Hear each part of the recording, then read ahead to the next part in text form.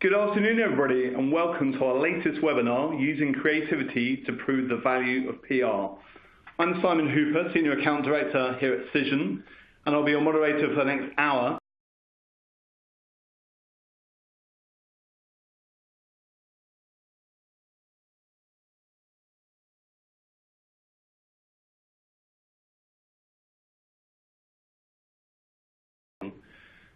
So how can PR not only put itself on the map as a truly creative discipline, but also use that creativity as something to drive value?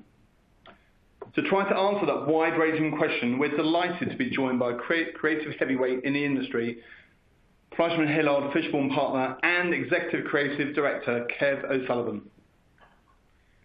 From funeral directors, fastest-growing social networks, confectionery to the planet's largest circus, oil to entire cities, Kev has conceived campaigns for and consulted on some of the highest profile brands and organisations.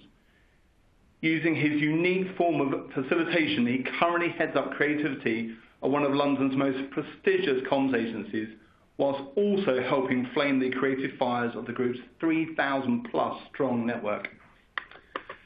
As well as featuring in 2018's PR Week Power Book, Kev is known for his winning work on the European Union, McDonald's, Sainsbury's, Aviva, GiveGaf, Samsung, HSBC, and one of the world's highest profile property developers, Land Securities. Kev is committed to personally mentoring the PR industry's next generation of creative directors, as well as exploring ways to overcome its collective self-esteem issues, a topic he'll be covering today. Just for our audience, you'll see a question box at the bottom of the screen, so please submit your questions throughout the session, and I'll put them to Kev at the end of his presentation. Well, that's enough from me. Kev, thank you so much for joining us today.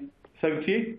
Hello, Simon. Hello, everybody. Thank you for that. That guy actually sounds quite impressive, so I might have to take him out sometime. So thank you for everyone for joining. We have probably about half an hour of me talking at you all. Hopefully some of it is interesting, some of it is useful, and not too much of it is embarrassing from my point of view. And I want to start with a little story about how I don't know how to use the technology appropriately.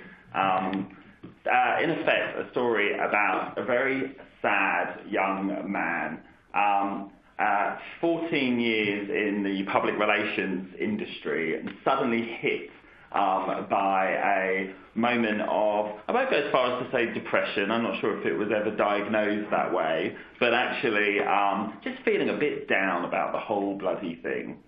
And my view on the matter was that there was something missing from my career. And I'm not sure if that's from what colleagues were asking me for, or actually what clients were asking for, but there was something missing from my life in PR that I really, really wanted to recoup. And when I thought back to the origins as to why I got into PR to begin with, I felt like the answer might be there potentially. And there's two distinct reasons that I got into public relations in the early noughties. The first of which was Sex and the City's Samantha Jones, and the second of which were these two, well actually more specifically Adina Monsoon on the left. Now, the feeling is sometimes that Absolutely Fabulous is a hugely unhelpful reference point to the public relations industry, that actually it represents excess and alcoholism and unpredictability and narcissism, which of course it does present quite hilariously throughout. But the one thing about Adina Monsoon and her extensive career in PR is that she demonstrates an everyday creativity that is so important and so specific to our industry, particularly when you compare us to the likes of digital agencies, social agencies, or of course, the creative agencies. And when you look back at her ability to come up with quick, if not outlandish solutions, but also use things like language to both entertain and persuade people, you see that that very, very fun, exciting image of PR is actually grounded in a different creativity to the type associated with advertising. And of course, she's not a perfect reference point in many ways, nor is Samantha Jones. But when you try to distinguish between us and other types of agencies, I think there's something in that everyday creativity. And that's what I started to miss about 2 or 3 years ago. Now, there were a few other issues as well. PR had become associated in many ways with the dark arts, with closing doors on truth. And I spent a memorable stint at an agency known as Bell Pottinger, in which this was, I suppose, order of the day for much of the business. Now, of course, that agency's reputation ended in quite an unfortunate way, but equally, that style of PR has not become fit for purpose. And when you talk about fake news and you talk about concealing truths and authenticity, the notion of PR is giving the truth a shroud around reality has become actually kind of irrelevant and not a type of place that I think a modern millennial would want to work.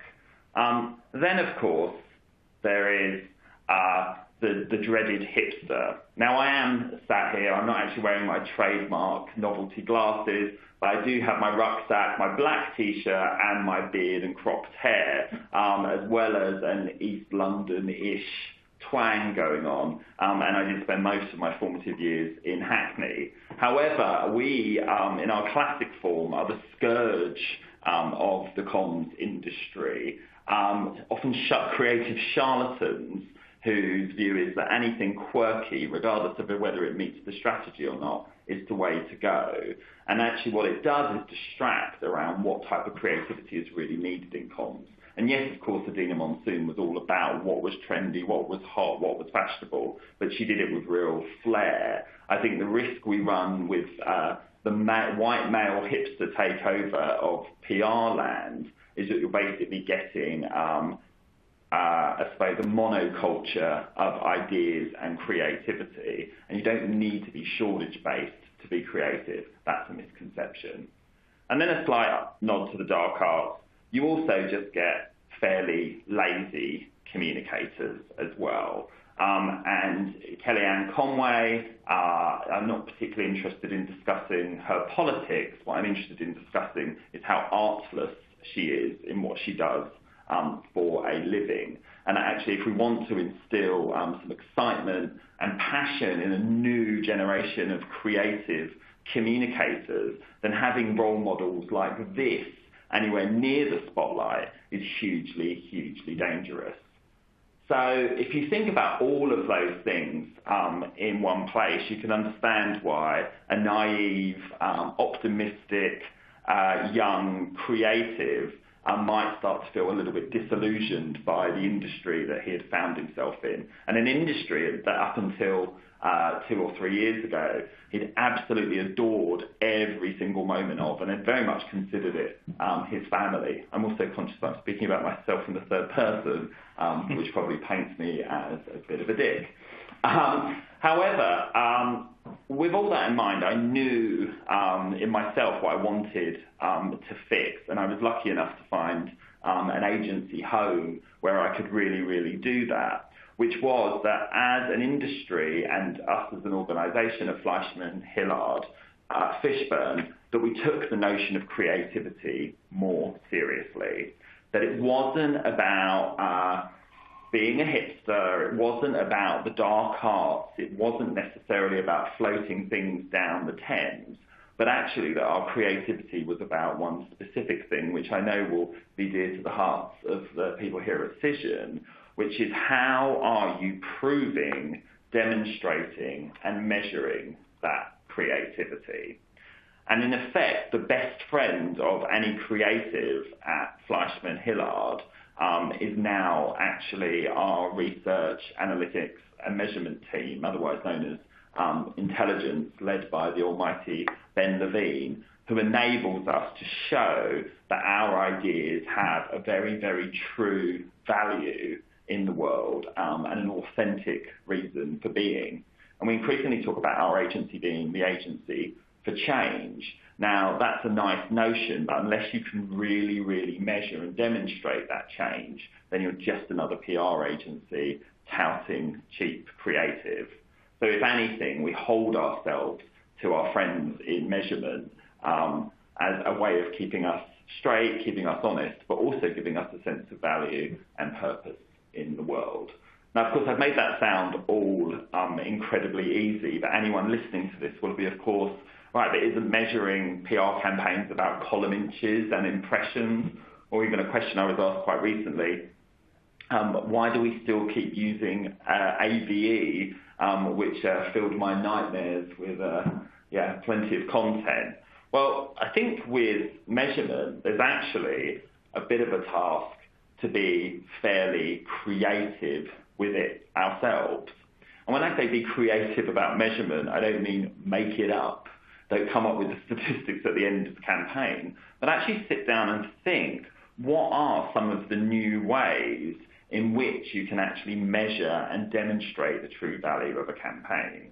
And you know what? It might be column inches in some cases. If your client brief is to make your client famous and popular and impressive within their own workplace, then maybe a load of column inches might be the way to just do that. But if they do actually have a really, really clear objective, why not actually host a creative session where you discuss the different measures you can look at to prove the success of that campaign?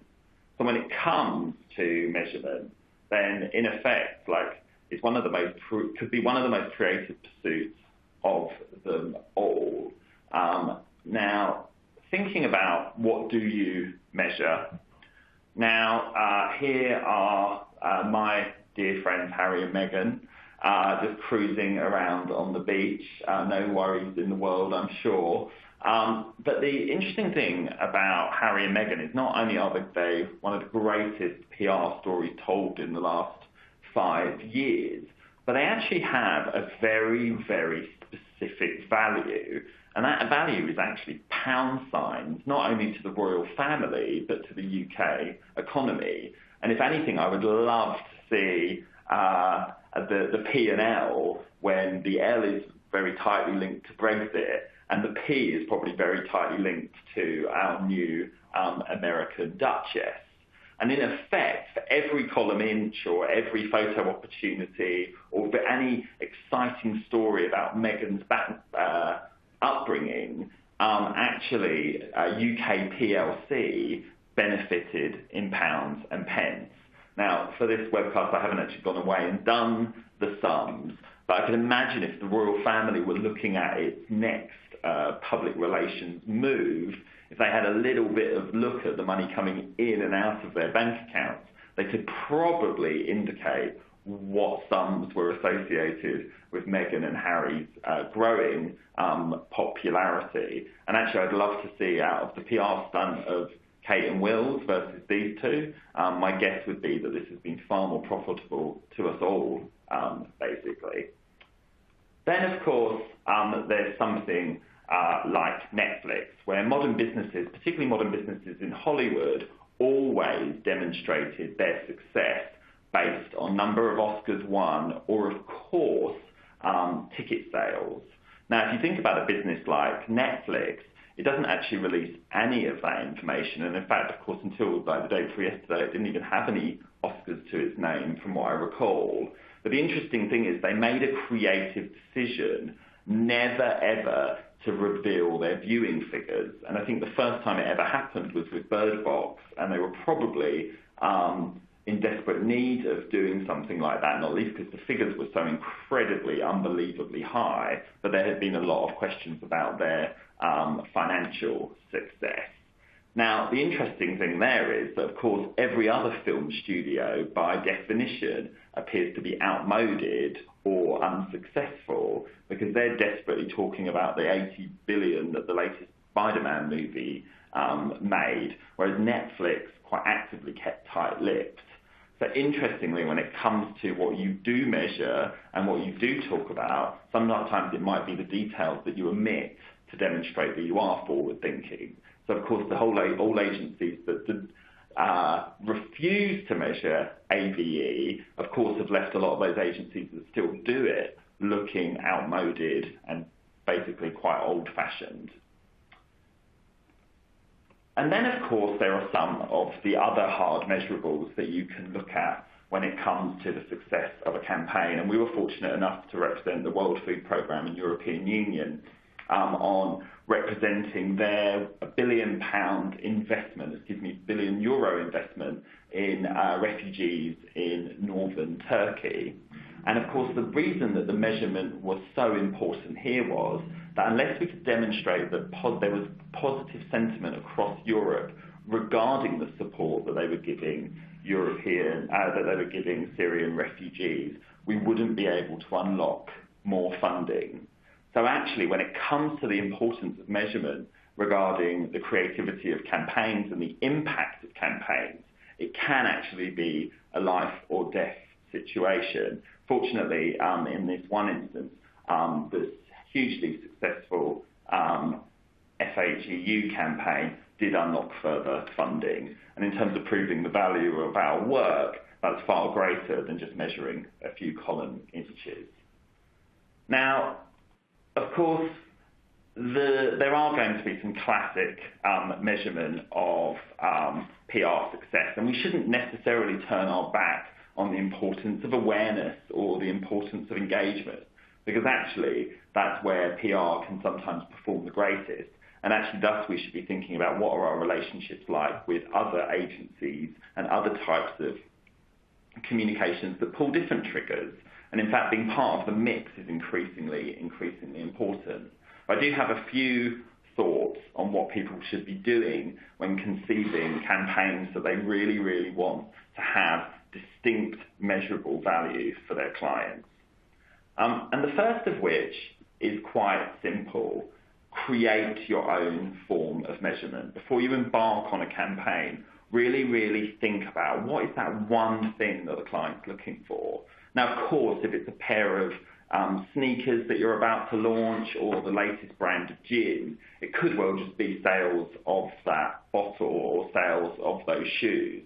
And actually you need to be working with the right teams either in the industry or within your agency that can demonstrate that true value. And actually as the technology develops, it's going to be harder and harder for agencies not to provide that level of detail. And I had a great meeting with a fellow creative director earlier who remembers a PR stunt that he delivered in the late 90s, which actually resulted in 6 DVDs being sold. Which unfortunately in 2019 no agency should be able to get away with the vagueness of that type of measurement. I won't name who it was and I won't name the DVD. The second is to actually step away from the echo chamber a little bit. So we all talk about very, very standard forms of measurement, and of course there are organisations like AMEC that will make sure that we're working our very hardest to prove the value of PR and comms. However, there will be different measures that you're not necessarily using just out of habit. So one incredible measure that I might recommend is, what is the impact, particularly if you work in agency, of the behaviours of your clients? So for instance, why not conduct some kind of survey which asks them questions about their core capabilities, and then ask them at the end of the year whether or not any of those core capabilities have improved? Because if an agency is upskilling its clients, then that is real measurable impact that will of course have a positive benefit, not just on those businesses, but actually the individuals within them. But sometimes you might even want to measure strange things. So for instance, if it's a ride at Thorpe Park, do you want to be looking at the amount of adrenaline soaring through people's bodies by the end of it? What are some of the more neurological things that you could be looking at that show that PR has a very distinct and special value? Then the third point is actually to avoid producing anything. So I go back to the Adina Monsoon School of Creativity, where yes, she'd host these occasional fashion shows, and yes, they'd be a disaster or a success depending on the plot. But the reality of what she did a lot of the time was just provide compelling language, use her wiles, use her connections. And one challenge I give to both my colleagues, but also anyone in the industry, is what would happen if you had to take public relations back to its bare bones of sheer linguistics, relationship building, and imaginative thought, also mining businesses for stories that already exist?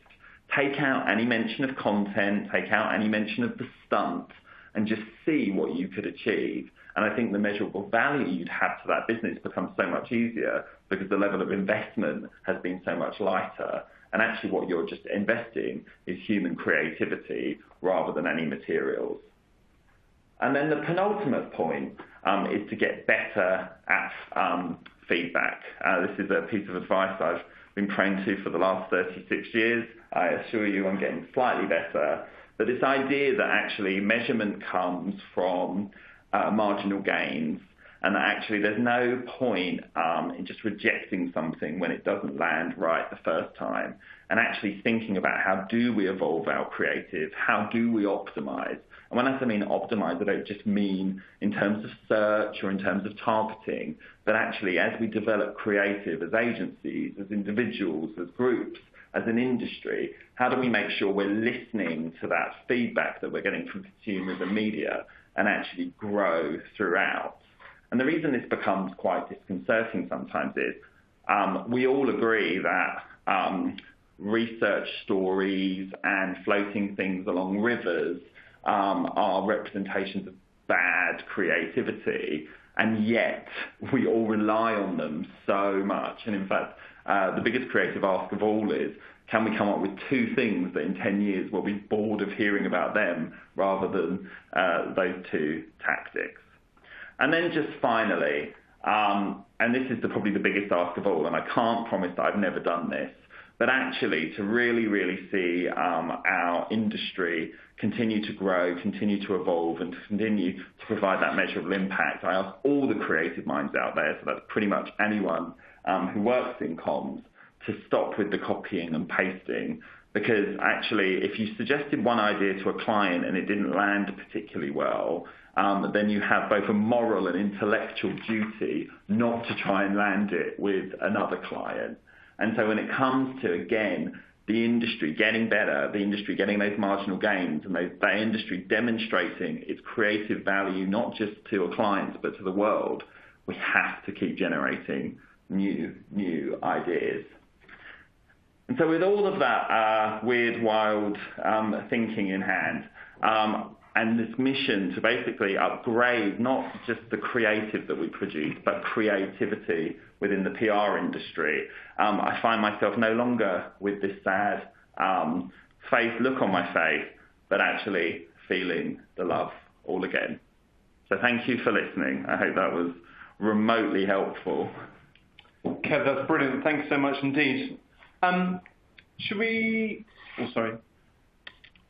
I'll ask some questions now, and we'll take some questions from our listeners as well. So, okay, if I just go straight into that and kick off? Absolutely, that'd be great. Fantastic. Just a couple before I go to some observations from your presentation. You mentioned AMEC. I mean, I'm not being defensive about AMEC, but do you think it's worth having a baseline or a base for some PR agencies or a standpoint to go from? Oh my God, absolutely. And if I think back to when I first discovered the Barcelona principles, I mean, I had no idea. I literally thought that our entire industry globally was grounded on AVE and number of impressions. And when I talk to clients or colleagues, particularly young talent, who don't realise that we have that type of body keeping us on the straight and narrow, it still surprises me. And there was a day where they didn't really have the same prevalence, and clients were actually asking us to pull out our rulers and measure how many centimetres that piece of coverage was, and that was the only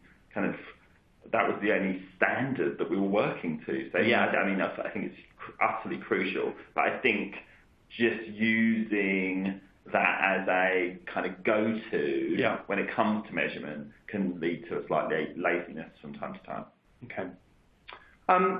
Interesting. I mean, we chatted about this before we came on today about looking at the word creative or creativity in jobs. And we did some research with, and there are other, obviously, jobs boards out there and available, but we looked at called kind of Cision jobs rather, and the word creative, and any sort of correlation, or has it been picked up in the sort of last year? And it definitely features. I mean, I think the stat was about sort of 45-50%.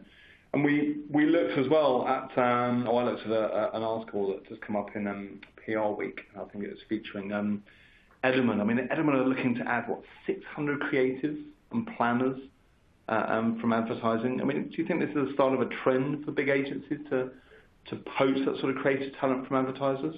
Yeah, it's interesting because I think if anyone's doing it with some real panache, it's Edelman.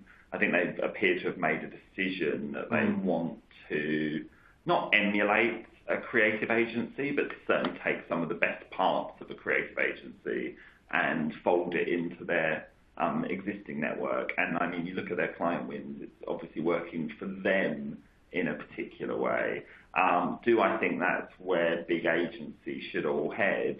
No, because there's a load of big creative agencies out there already. So unless, of course, the likes of JWT and TBWA decide they want to become comms agencies and we can swap roles, I don't really see what the point is.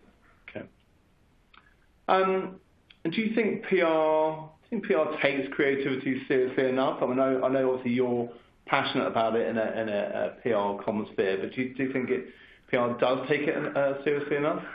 Actually, if anything, I think that PR agencies are naturally incredibly creative, but what they don't realise is the creativity that they demonstrate on a daily basis is different to the production of a John Lewis advert. Yeah. So therefore, we don't tend to talk about ourselves as being creative because we think it means adverts and big glossy campaigns. We don't think it means providing our clients with creative consultancy or new solutions to an old problem. We associate it with the zany, the loud, the colourful.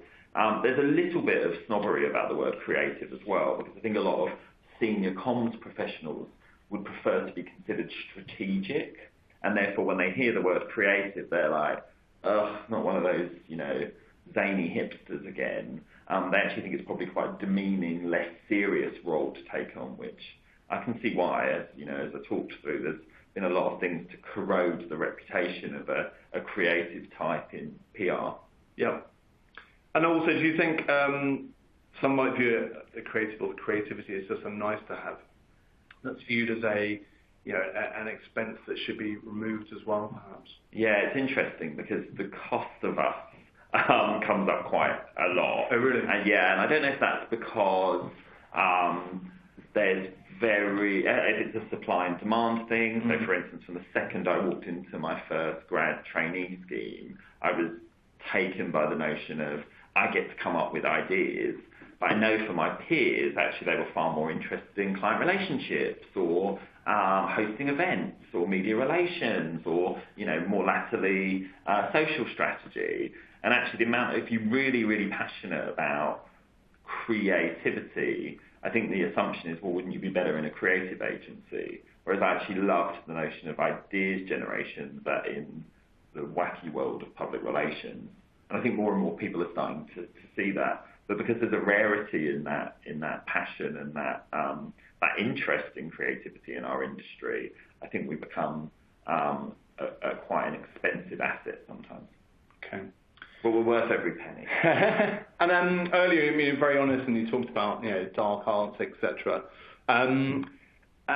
Do you think people associate creativity more with consumer PR? Is that rather simplistic view? Does it? Yeah, they do. Is it financial as well? No, well, I think they do associate it with consumer PR because it goes back to what, if you did a Rorschach test of creativity, if you did like a Rorschach test of creativity, then I think people would say like hipster or cool or quirky, because that's what they just associate that word with. But of course, when it comes to financial comms, when it comes to technology comms, when I think about like our healthcare team at FleishmanHillard, like the level of creativity needed to do that incredibly complicated work is as good as any consumer campaign, but it isn't as pretty or loud or fun or bouncy as perhaps some of the work that our consumer team delivers.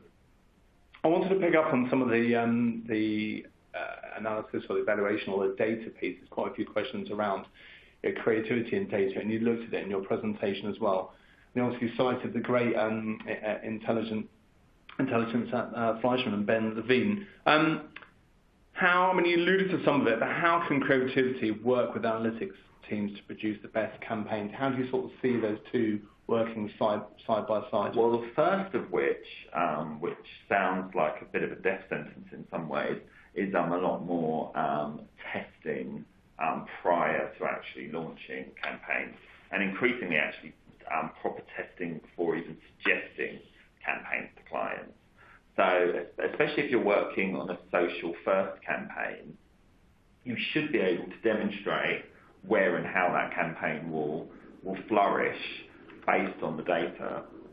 And for a lot of our slightly more risk averse or actually just commercially minded clients, having that evidence up front that the campaign will work is absolutely crucial, especially when so many of particularly our bigger global clients in the B2B and tech space want PR and social to demonstrate an exact commercial benefit. So actually they simply won't work with us for a brand awareness campaign. They want to see how we influence the sales funnel, and of course Ben and his team help us build that so that we have, and we haven't quite reached the kind of stage of a zero wastage campaign yet, but ultimately that every lever you pull has a clear commercial impact. That of course requires deep relationships with the CRM systems that our clients use, but also the rest of the marketing mix to know, well, if we're pulling that and they're pulling that, that should have a specific knock-on effect financially. So it hasn't been mandated to us yet by most clients, but I think more and more you'll start seeing them say, no, your primary objective is a lift in sales in this period. So you see them working together harmoniously, though, analytics and the need for data and creative. It's not, we're ever present or ever thinking about AI, you don't think it's something that's going to just take in and take over from the creative and... I do actually. I do think like some elements of the creative will be swallowed by AI and sooner than we think. So for instance, not art direction per se, but, optimizing certain types of content, telling me that actually we need less of this, we need more of that. But I'm kind of delighted with that because I think actually, particularly all the creatives in our business, or those that consider themselves creative, need to be coming up with a new wave of solutions.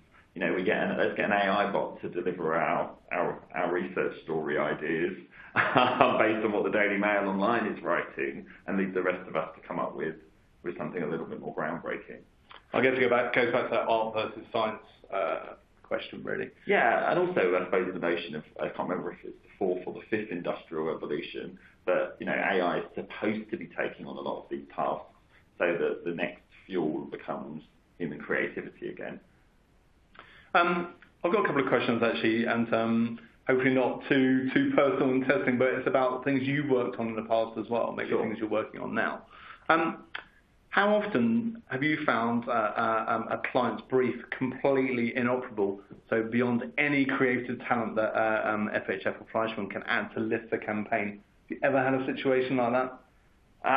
No, actually, and we're very, without sounding completely sycophantic, we're very fortunate in so much as, because we work for quite large, sophisticated organisations, their comms teams and marketing teams tend to have fairly high standards for themselves. The only thing, and inoperable is a great word. You said you wanted testing, so the point about inoperable can sometimes be about we struggle to come up with the solution, because like we said, when you have an increasingly influential and important intelligence team, you also have these incredibly demanding, ambitious clients, and then you have a complex brief in a crowded market. When your client comes to you and says, what's the solution?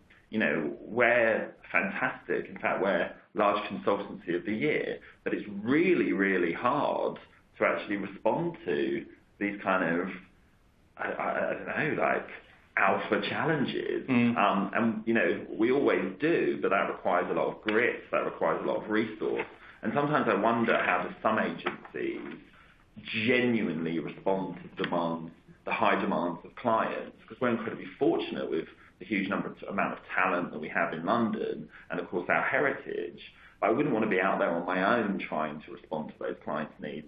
And I think if you're out there on your own suggesting that you can respond to all of those needs, you're a charlatan.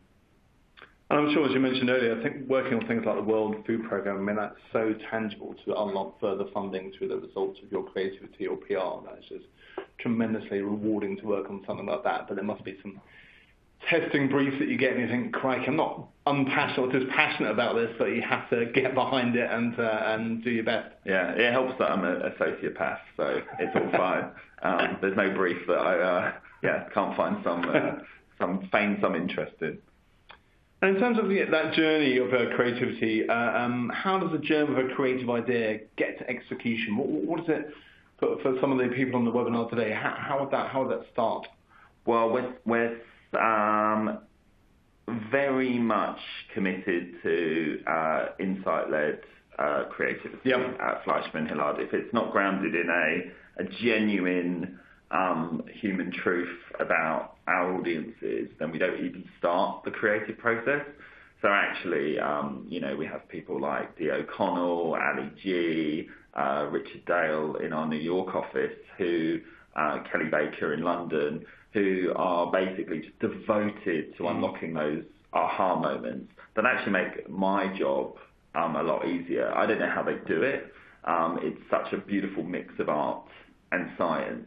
But once they tell you this, thing that perhaps I'd never even realised but know to be true about this particular audience, then actually the creativity falls out quite easily.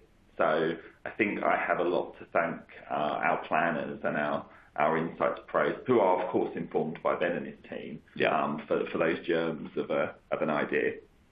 And not necessarily Fleischman, just generally in the industry. I guess it goes back to I'm not labouring this inoperable question, but have you seen a good idea, a concept go we've seen a good idea, a concept go south thanks to poor execution? Has anything like that happened to you?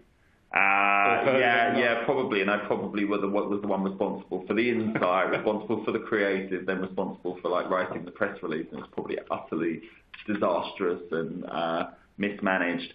No, the only thing that you see, and that's why the measurability of campaigns becomes so important, is what you see are those campaigns where you light the firework, like you have this beautifully formed firework that you hammer to the wall and you light it and it spins once and then it doesn't spin again. And you're kind of hoping that as you go near said firework that it does go off again and cause some facial injury. But actually in reality it just never quite works out and it disappears.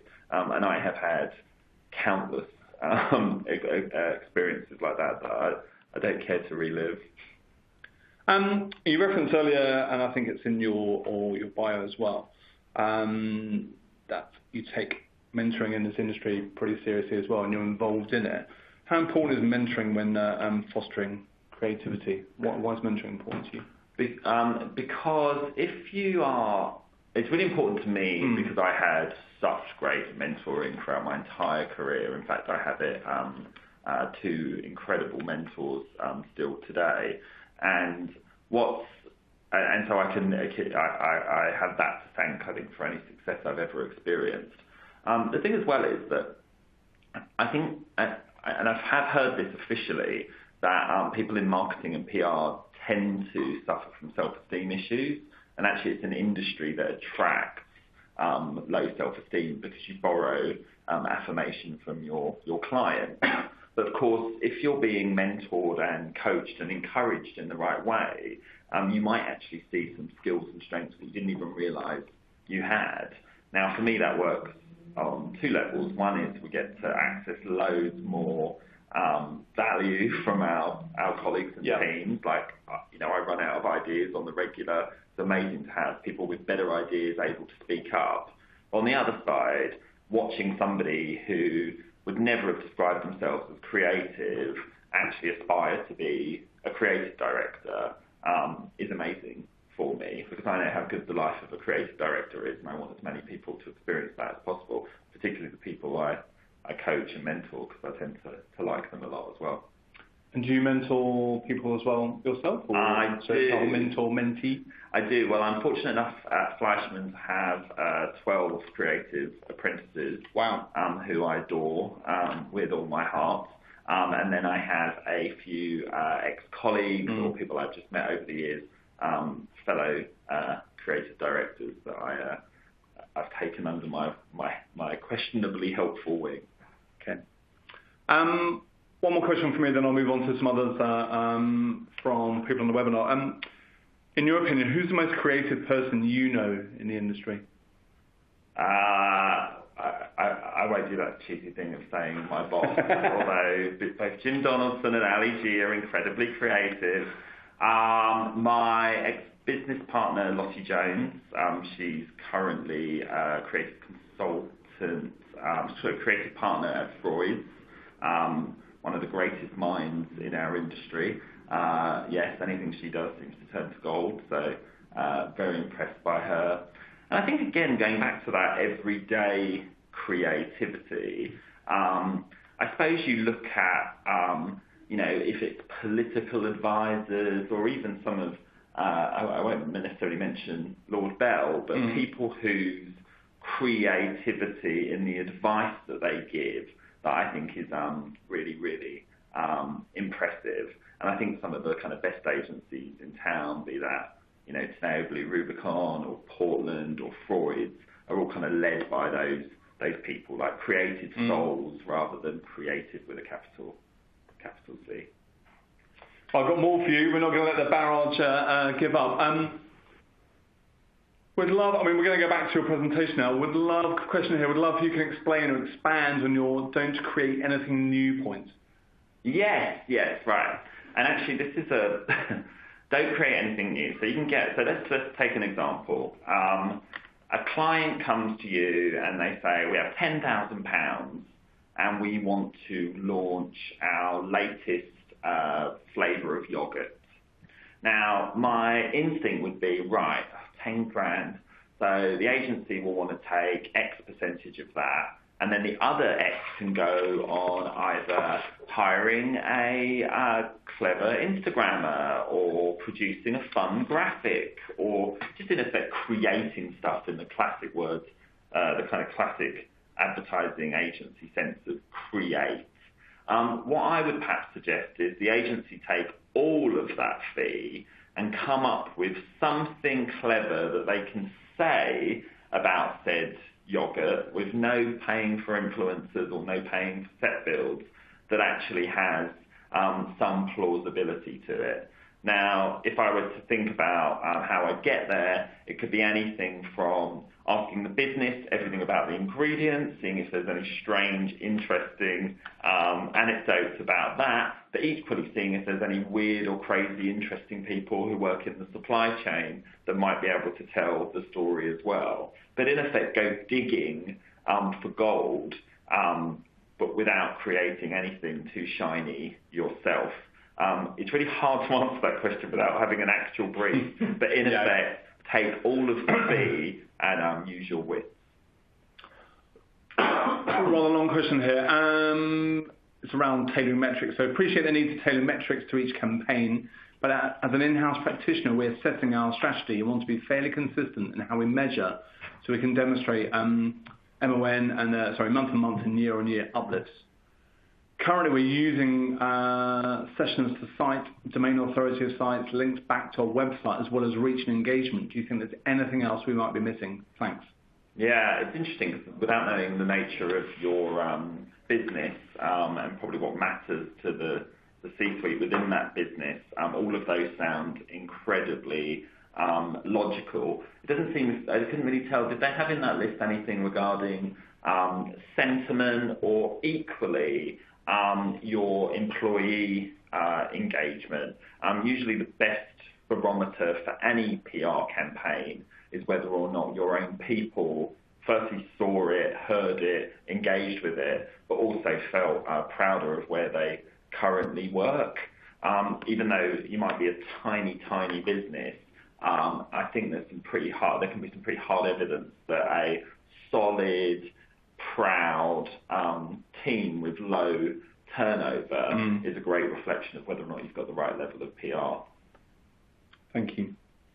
And if you want to get in touch afterwards, and I can know a little bit more about your business, I'd probably give a better diagnosis. Next one. So, this is top of the question. Creativity improving the value of PR can mean headbutting with finance in terms of real return on investment. Have you had such run-ins in your experiences? So buttressing up against finance, it sounds like. Yes, and I've been incredibly well trained and tamed in recent years. I sit opposite our finance director, Heather Jones, again, one of the best in the business, a great friend of mine. She has shown me the commercial guardrails of needed in good campaigning. Because actually, yes, of course, I'd love a bottomless pit of a budget. And the thing about guardrails is it's a little bit like limboing, those financial guardrails, it's like limboing at a party. That if you really want to show off, and it goes back to the thing about don't create anything, if you really want to show off how creative you are, how creative your agency is, respond to a brief with virtually no budget, because that's where the real power lies. And in fact, if anything, I imagine if clients were throwing hundreds of millions of pounds worth of money at us, actually the creative adventure would not be as exciting or as interesting or as challenging. So it's a really tricky balance day to day. But although my bosses and colleagues might not agree, if I was given the choice between a creative challenge on a prescriptive budget versus an endless pit of money, I'd always pick the former because it's far more challenging and interesting. Interestingly, I think it's because my name was associated with you and this webinar on LinkedIn. I had a LinkedIn advert about looking for FDs or looking for finance people in creative industries, specifically from a company. Oh, there you go. Company. Heather, there's a chance for you. Another one. Best advice for junior creatives who are starting out in the industry. How can juniors push boundaries and challenge creatively with their seniors? Yeah, that's a really tough one actually, because I'm conscious that, I still consider myself to be 21 years of age, but I've had, almost 2 decades of exposure to difficult conversations, being ignored, dismissed, but then also celebrated by senior colleagues. And so it's really easy to think I'll just get on with it. If anything, my one suggestion would be to be enthusiastic about every single thing. In our agency, and I would say in our industry, enthusiasm is the most valuable currency of all. And if you're naturally kind of energized by being an enthusiastic, lively person, then I think you'll find it a lot easier. However, I'm conscious that a lot of great creative minds are introverts. They're not necessarily energized by, being around lots of people showing a lot of willing. That doesn't mean they're any less enthusiastic. And I think it's just about keep going. And actually, resilience is very important, because people aren't going to like your ideas at first because you don't know the industry, you don't know what clients buy, you might not even know what influencers talk about or what gets shared.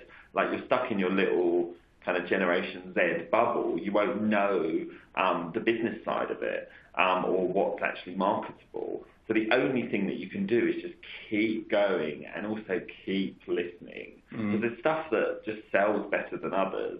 So, keep having your ideas, but then thinking, how do I market them internally? How do I market them to my colleagues that might eventually take them to a client, who then might eventually take me to a meeting? And then the other word of advice, as well as just keep going, keep trying, is find a mentor. I'm happy to mentor people, but there are many great people out there, and they'll just be able to guide you. The last thing is just a bit of self-awareness. Because if you're going around asking for mentors and you're being hugely enthusiastic the whole time, you may just become a pain in the arse. So how do you find a nice balance between being massively enthused, looking for lots and lots of support and direction, but also not being a nuisance? Yeah, I mean, it's a bit hackney, but you keep hearing, bring the best version of yourself, etc. But it is that enthusiasm and readiness, isn't it, I guess? Well, you just want somebody that everyone just wants somebody that makes their job that little bit easier. Yeah. So it's not, don't ask what your creative director can do for you, ask what you can do for them. Thank you. You talked in your presentation about things floating down the river, and I think I know the campaign you mean, but in your opinion, what was the most impactful PR campaign in the last year?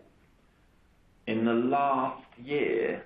God, what a wonderful question. It is good, actually. I mean, I hate to say it because I think it's probably everyone's favourite PR campaign from the last year, but whatever creative decision maker or decision was made to switch the letters around on the KFC buckets, the second I saw it, I just fell in love with that person. I don't know who they are. I've never quite got to the bottom of it, but I thought just the sheer simplicity and impact. I'd have that on my wall. I think it's just such a cool moment in comms. So that's fun. I'm always still in awe of anything Donald Trump does. I don't know how he does it. Yeah, I just think, because even when he's doing it, you can tell the response of, people who are quite like-minded to me. You can tell that he's deliberately enraged them and then built even greater brand love with an important contingency of people. And it just seems, and I don't know if it's dark arts per se, he's just mastered something that I've never really seen in a person of fame before. And I'm a bit bored of slamming him or even hearing him be slammed, because that's not working in terms of sedating him. So I don't know, I find him a little bit of a PR mastermind, even if I don't necessarily agree with him. So a natural self-creative. Yes, exactly. Yeah, maybe we should hire him as Fleischman. That'd be popular.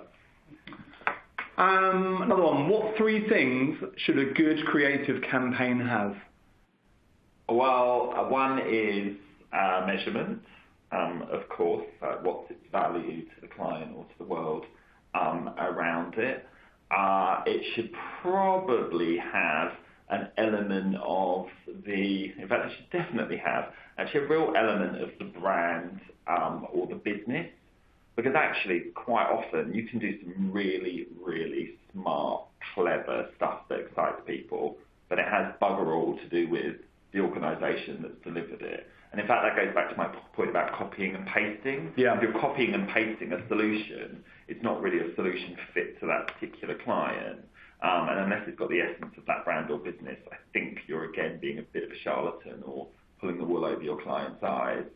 And the third thing I think it needs to have is a bit of memorability. And in fact, even when you asked me about the last 12 months, without naming some of my own work, it was quite hard to conceive things that last beyond that kind of notion of chip paper. So I think a really good PR campaign should be able to go into the annals, and which a lot of those floating stuff down the Thames do, weirdly enough. So it's not all bad. You remember it. Yeah, it's funny, on your copy and paste point, I was with Unsaid PR agency the other day, and good for them. They pitched a journalist or a publication twice with the same story, but just different person, and it was picked up twice, but just a slight tweak. So there you go. Good work. So maybe they've disproven my point. No, it's just. I'm going to go now and work out who that was, but it was 2 insurance companies. No, it wasn't. How the best creative ideas started? How does it all happen? Oh, well, the real my answer would be, it's incredibly rigorous insights and planning, and somebody delivers you a strategy that the idea becomes undeniable logic. It's probably just that little bit of magic that occurs, for some people after a few drinks, for some people a moment of serendipity on the street. The one thing I would say, and this goes back to the point around measurability, but also AI and optimization of ideas. I just wonder to what degree are we past the age of the great kind of Mad Men ideas or 1990s PR stunts. Because if our clients insist that they must have a measurable value, well, you can't measure magic. And I just wonder if we're going to start leaning into this space where all of our work is a lot more functional, has a lot more of a commercial value, but just loses some of that artistry. And of course, you have to remember sometimes that comms and advertising and marketing, they're not art. They're actually like commercial levers that we pull to get consumers and people to do things. Like, if you really, really want campaigns that, you know, have that pure creativity of their heart, you kind of become an artist, not a... And I think it would be a bit rich of me to think about all my work, and it's like, kind of, is it beautiful? Is it this? Is it that? It's actually designed to respond to business briefs. And I, even though I don't want to lose any of that magic of those kind of campaigns that we'll all never forget, I think it's probably going to happen at some point. Okay. The voice of doom. How can you prove creativity value of PR to the business in an in-house environment? So, sorry, how can you prove creativity value of PR to the business in an in-house environment? Yeah, so if we were to ignore for a second all of the kind of hard measurables, I think it's actually a battle of personality, and that in effect, that you need to go in incredibly firm with an incredibly strong argument delivered by quite a strong personality about the value. Because actually, if you listen to C-suite conversations or management speaking, they aren't always grounded in fact. They're quite often grounded in assertion or grounded in confidence. And I think sometimes how and I've fallen into this myself, is creative types can be a little bit understated or apologetic, or because we don't have the same hard measurables as a finance director, you lose your nerve. But actually, in any of those kind of decision-making situations, just having a bit of like might can really make all of the difference. And of course, every decision that's made in any business is fundamentally an emotional one. So you just need to make sure that you're using your creativity to drive that emotional pressure. So basically, just be a painful, bullish idiot. Oh, well, that's a good one. Any book recommendations to have a better understanding of PR as a newbie or junior? What have you read recently, and what book could you say, hey, that would work? That is a really good question. So there's a book called Yes, which I recommend everybody reads, which basically just deconstructs that particular word, how we get people to say it, the art of persuasion, as it were. I think anything by any Rupert Murdoch autobiography or biography is very, very telling, very interesting. I'm a little bit obsessed with the Kennedys and anything linked to JFK, Jackie O, and that's actually probably one of the purest examples of, a family defined by its own PR and management of the media. In terms of books that will make you better at PR, unfortunately, any of those books that I've ever read are, I don't know, they're hokey, I don't know about that. Just feels, it feels slightly like the unteachable from a book, and that you'd be far more better looking at kind of live case studies of great stories told by great people. But that maybe sounds a little bit pretentious. But if you want something really practical, Yes is a great book. Thank you. We're coming up to time. I'm going to ask you one last question, and then we'll leave it at that. And this is future, optimistic question. What is the future for creativity in comms, do you think? We talked about AI, but what's left? Well, firstly, it's female.